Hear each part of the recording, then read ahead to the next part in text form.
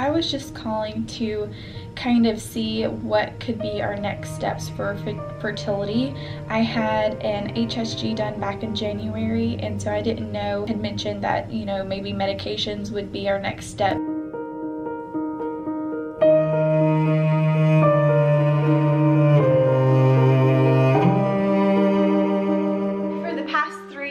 I have been sharing my infertility and TTC journey with many of you all who are going through the same journey as well here. Her nurse ended up calling me back and letting me know kind of what the next steps were. Basically, they said that they had no medication that could help us in our situation. All of our options have been exhausted with my OBGYN, so just saving up some money, and then I think that we might go for another consultation with the fertility clinic. Trying to conceive anytime is a challenge, but especially now during this pandemic. I talked to you all a little bit that I was really hopeful to be able to go to a fertility clinic over the past few months.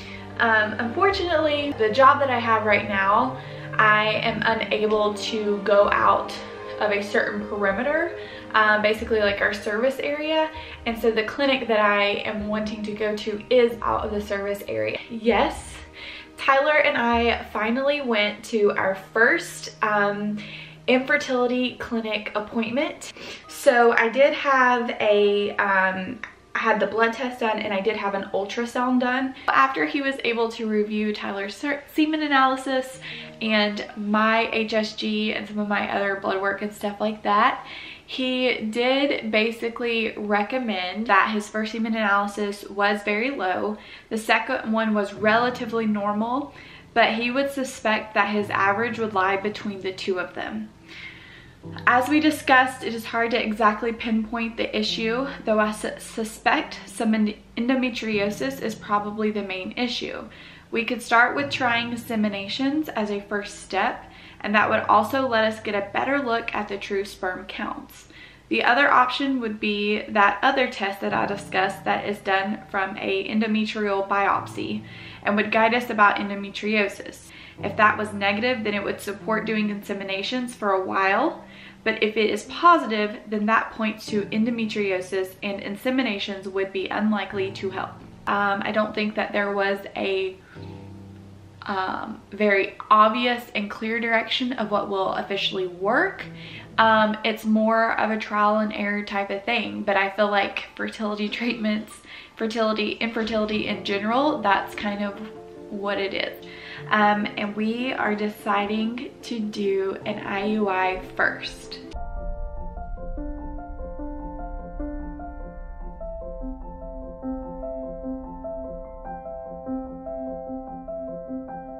Here we go. We did it. We're waiting the 10-minute wait. He's by my side.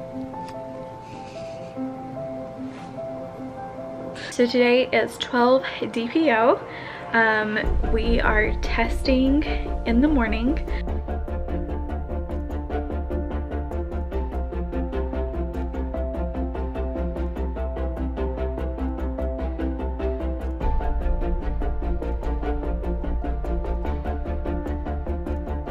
Today is now cycle day 3. Obviously you all saw that my test was negative. It was very disappointing. We took it very early in the morning before work. 2 days ago I did call the office and I had to tell them that it was negative.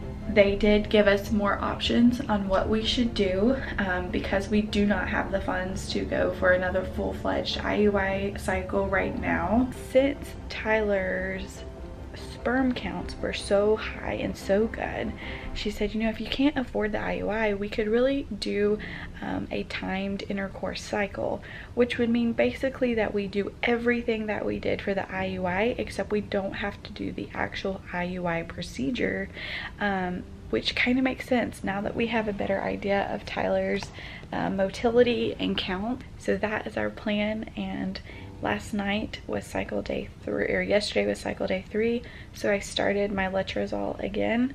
So I have 6 days while I'm on vacation to do the letrozole, and then when I get back from vacation on that Monday, we will do another follicle scan. He's so eager. to give me a shot. You can just see it all over your face, Tyler. Pretty sure it's 13 DPO. Yesterday I started spotting, and then today it started picking up a little bit more, so I'm pretty sure I am once again starting my period. I am gonna take a pregnancy test just to make sure, and Tyler really wants me to, so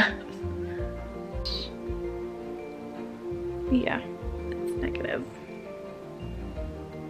Negative again. And because we've been on this journey for 4 years, it is very clear that there is something underlying that is causing the infertility. It's not ovulation, it's likely not tube blockage, it's likely not Tyler semen analysis or sperm quality. My doctor, like I've said from the beginning, he has been really convinced that it's endometriosis, though I don't really have any symptoms of it. Obviously, I think you all knew from when I kind of talked about this, the receptiva test is definitely going to be our next step. We have a little bit of an update. I finally made the call. I have officially scheduled the receptiva test. So I am super excited to kind of get the ball rolling in 2021 and proceed with our next test. I did have the receptiva test done to test for endometriosis. Basically, that test is like a biopsy of the uterine lining, and then it tests for inflammation. Inflammation is an indicator of endometriosis. It's obviously not like a for sure, you know, like you are positive with endometriosis, but it is an indicator. My physician did call me and he talked over the results. When they get the results back, it's a scale from 1 to 4. And if you are over 1.4, it is considered positive for endometriosis. And my score was a 2.1. The doctor did say that he typically sees it in the 3-point range versus the 2-point range like I had. So that does just make me have a lot of questions. I don't have a lot of symptoms for endometriosis or anything that would, you know, that I feel like is a hard indicator for that. Our two options are either a laparoscopy surgery or or moving on to IVF. I shared with you all that we had decided that we were going to be doing a laparoscopy surgery, and that they would go in and basically try to take out the endometriosis that we are pretty sure is there. So the date has been scheduled for the end of May.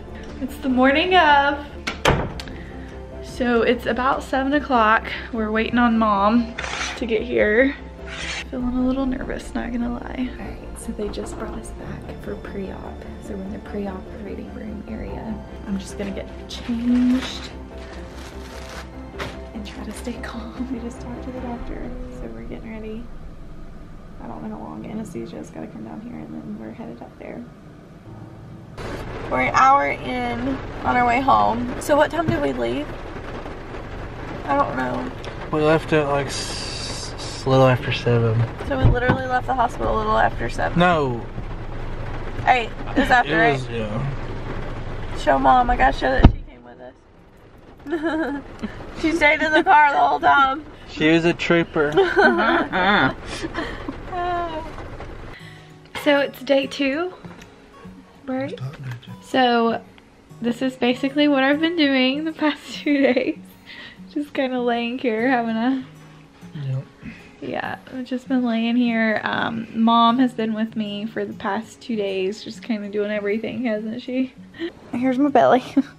It's still got some gas in it, don't it? Can't you tell? It is now Sunday. I am officially 2 weeks post-op. I do have a follow-up appointment this week. Recovery has went really well. I am now, actually, I'm 2 months out now. That's crazy. I will say that from our follow-up appointment that my doctor did say the 1-year mark is a really good amount of time to know if the surgery actually helped or not with trying to conceive. He did say that the highest chance or the most common month after surgery that people tend to get pregnant is around the 8-month mark. He obviously did go into depth. He showed me pictures of kind of what the endometriosis looked like in me. But I think he said there's 4 or 5 stages, and that mine was at a stage 2. He said I was at a really good place. You don't want to have too much endo to where it would be like having it removed might not really make that much of an impact, whereas if you have too less of the endo, then having it removed would also might not make that much of an impact.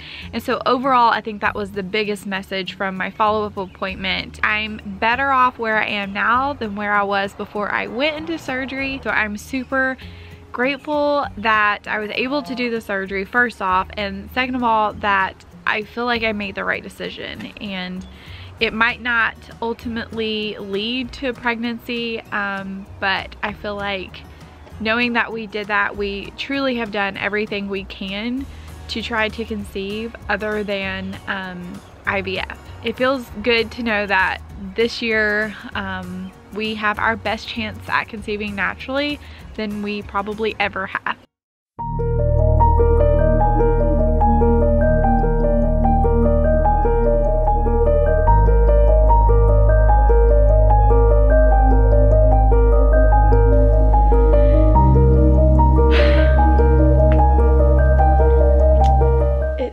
Sunday, January 16th.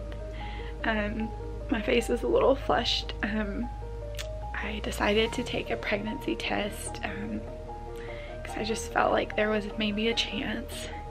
And now that I've picked myself up off the floor in there and I've told Tyler, I took one. I took it with just one of these cheap tests off of Amazon. There's a faint positive.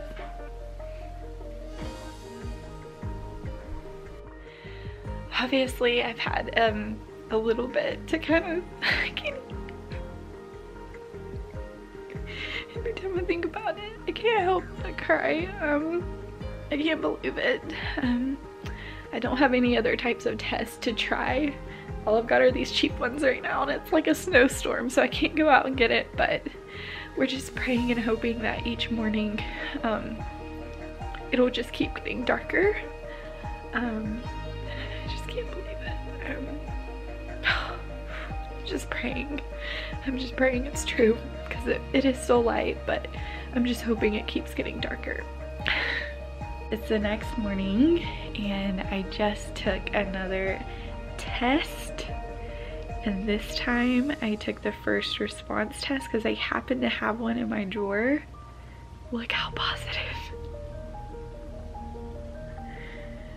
I just can't even believe it. Oh my gosh. Like, we are just so excited, and we just keep talking about it, and we're just so like worried that it's not true. Like, I think we're just honestly in total disbelief.